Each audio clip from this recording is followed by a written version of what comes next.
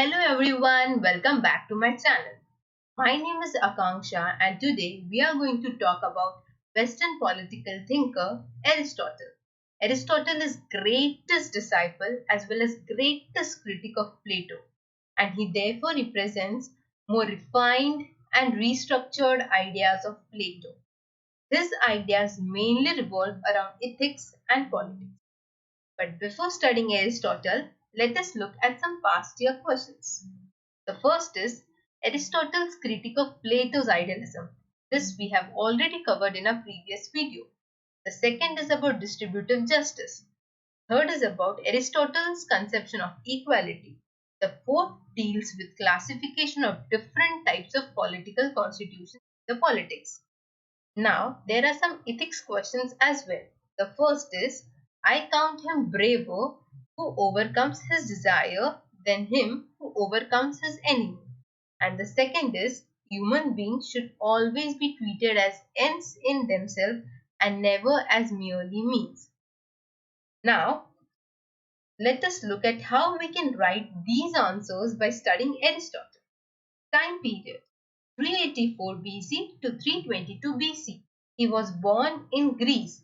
An interesting thing about Aristotle is that he was born to a court physician to the king of Macedon, who was Alexander's grandfather. As he was brought up in the order of medicine, most of his discourses of ethics and politics have biological and medical analogies. And this was the reason for him giving more practical and scientific solution to the existing problem, and therefore he is called as the father of political science. He also studied 158 constitution and hence he is called as the father of comparative government and politics. Both Plato and Aristotle was concerned with instability of state and held moral anarchy responsible for this state of affairs. And he also talks about it in his most cherished work, Politics. As we just saw that both Plato and Aristotle was concerned with the stability of state. Concept of state forms the central idea in both Plato's and Aristotle's work. We saw the concept of Plato's ideal state in previous video. Now let us look at what Aristotle has written about the concept of state. As you can see here, we have man, who according to Aristotle is social and political animal. Now man is not a self-sufficient human being. He cannot complete his basic needs. So he creates family. But family can fulfill only his biological and emotional needs. So he creates village, but village cannot fulfill all his needs. So he creates state. Now state can fulfill all his demands for obtaining and using virtue. And state is highest of all association. So chronologically we can say that man is prior to state, but logically state is prior to man. We can say that state is just for the sake of good life. We also know that Plato was against private family and considered philosopher king as the father of the state. But Aristotle has criticized Plato and he states that role of father and role of master is different from that of the statesman.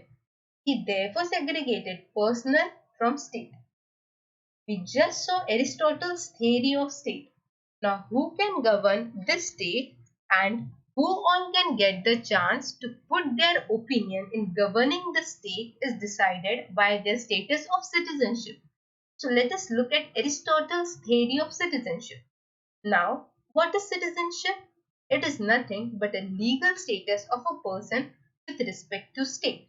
Aristotle excludes women, children, old men and slaves from the definition of citizen, and only propertied adult men can possess citizenship. What is the idea behind this?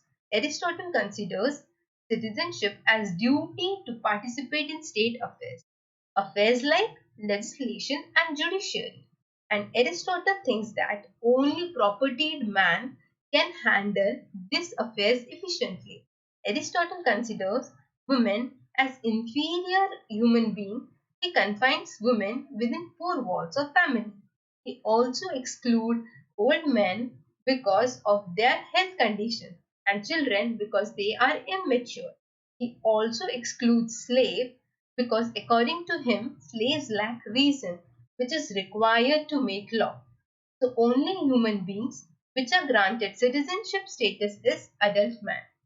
We just saw that Aristotle says slave lack reason. So what does he states in his theory of slavery? Let us look at it. Aristotle views slavery as natural and useful, but he justifies only natural slaves and not legal slaves. Legal slaves are prisoners of war. Natural slaves are slaves by nature. They lack the qualities of reason and courage.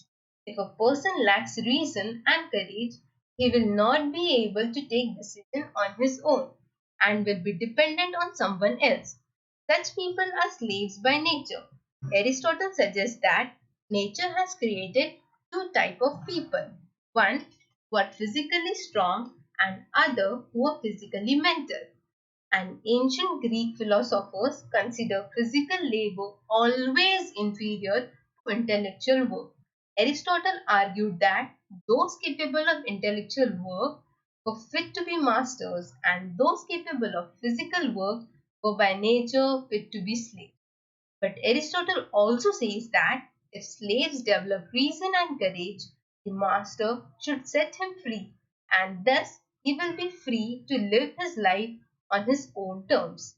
Although Aristotle was widely criticized for his theory of slavery, as it would justify the exploitative rule in large parts of the world. British rulers justified this theory to colonize large parts of the world, as he has said that only propertied man can have reason and are eligible for citizenship. Now let us see what he has to say about his theory of property. Aristotle has criticized Plato's view of communism of property. According to Aristotle, property is legitimate which is produced by one's own labor. The property which is earned by force is not legitimate. He even criticized the institutions of money lending. Aristotle has analyzed three systems of property. First, common ownership and common use. According to him, everyone's property is no one's responsibility, as it is difficult to do business and stay together. The second is common ownership and individual use. According to him, it is very illogical and exploitative. And the third is individual ownership and common use. In this, he talks about the system of golden means. According to him, individual ownership of property is a source of motivation and stability. In order to maintain stability, the rich should keep the moderate wealth enough for a good life and contribute the surplus for the well-being of the society. And this giving back of property is necessary, as man is a social animal and he has to pay back to the society. As it is evident from Aristotle's theory of citizenship and theory of slavery that he does not advocate equality. So what does he has to say about justice? Let us look at it. Aristotle says treat equally and unequals unequally. According to Aristotle, if two people have equal merit, then they have to be treated equally. But if two people do not have same merit, that is, if one is master and the other is slave, and in this condition, if both are treated equally without any discrimination, then the feeling of injustice will rise in the mind of the master, and he will be tempted to go against the law of state. And therefore, we find linkages between his theory of justice and his theory of slavery. Now, Aristotle's theory of justice is based on human relations, and he identifies three types of justice: distributive justice, retributive justice, and commutative justice. Legislatures should be concerned with distributive justice, whereas judges should be concerned with retributive and commutative justice. Distributive justice deals with allocation of honor and wealth. In this principle, it is treating equals equally and unequals unequally. Aristotle preferred to rely on the prevailing custom and customary laws for deciding as to who were equals or unequals. Retributive justice deals with the imposition of punishment, and commutative justice deals with the regulation of voluntary transactions. We have learned that Aristotle's main concern was stability of state. He ought to find solution to these problems in different constitutions. For this purpose, he studied 158 constitution and is rightly called as the father of constitution. Aristotle's classification of constitution is focused on two factors. First, whether a state is ruled by one, few or many, and second, whether the ruler is devoted to interest of state or self-interest. From this perspective, following classification are derived. Let us look at it. One person is ruling and he is devoted to the interest of state. It is called as monarchy, which is the best form of government, but not the best practicable form of government, as it will ultimately turn into tyranny, which is the worst form of government, and the government will be unstable. Next, we have aristocracy, which is ultimately turned into oligarchy. This form of government is practiced in Pakistan, that is military oligarchy. Now, we have many people ruling in the interest of state, which is called as polity, which is second best form of government and the best practicable form of government. But its extreme is democracy, which is second worst form of government. As in democracy, too many people rule, that is rule of ignorance and poor. The rich do not trust poor and the poor do not trust rich. They will conspire against each other and the state will always be at the verge of instability. But poor and rich trust middle class, and therefore in polity middle class will rule and thus will provide stable form of government, and therefore Aristotle says Plato is best practicable form of government. As we know that Aristotle prefers stability and he is sensitive about the changes in the political system, and in this context he writes the theory of revolution. Revolution for Aristotle means any change in the political system, big or small, peaceful or violent, change in the number of persons or change in the constitution. According to him, the most general cause of revolution is a feeling of injustice. Some other forces of or causes of revolution include universal passion for power and privileges, and second, fearlessness and corruption of the ruling class. Therefore, Aristotle says that no constitution should be allowed to take an extreme form. Here, Aristotle invokes his ethical principle of golden means. Here, golden means mean adopting the middle path between two extremes, that is, the middle course between the Aristotle and democracy, will prevent the feeling of injustice. Now, we come to the conclusion. As Aristotle is the father of political science, he was concerned with the political stability, then progress. His idea of mixed constitution is worth adopting in modern ages with some necessary modification. Now, let us look at the evaluation of Aristotle. He is criticized for his theory of state. Hobbes challenges his view of men and, and state. He says that neither a man is social nor a political animal, and state is not natural, rather product of contract. He is also criticized for his theory of citizenship, as it is too narrow and at present time of democracy it cannot be accepted. The third is he is criticized for the theory of slavery.